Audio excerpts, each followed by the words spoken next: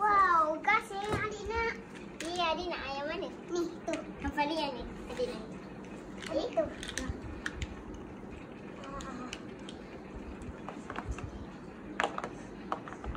Macam mana? Dia petas tau. Jap. Jap.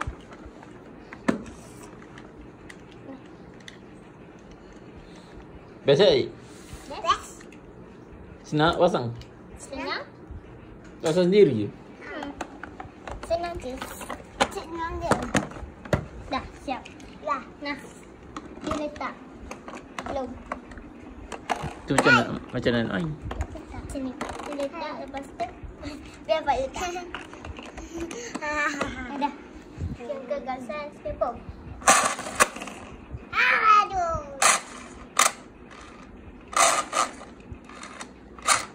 Kena tarik kuat-kuat lah. Bukan, tarik kuat-kuat. Dah tarik baru tekan benda oren tu. Ni.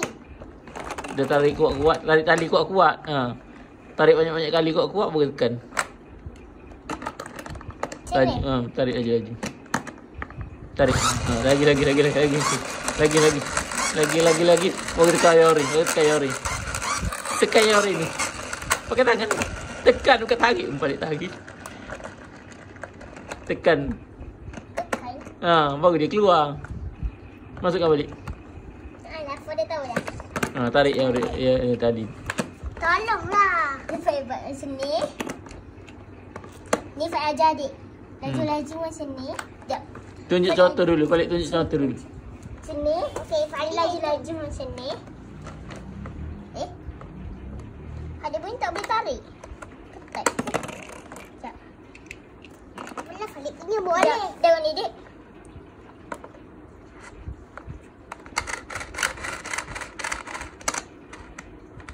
Rosak ke? Pasang betul-betul. Pasang betul-betul lah. Tali tu.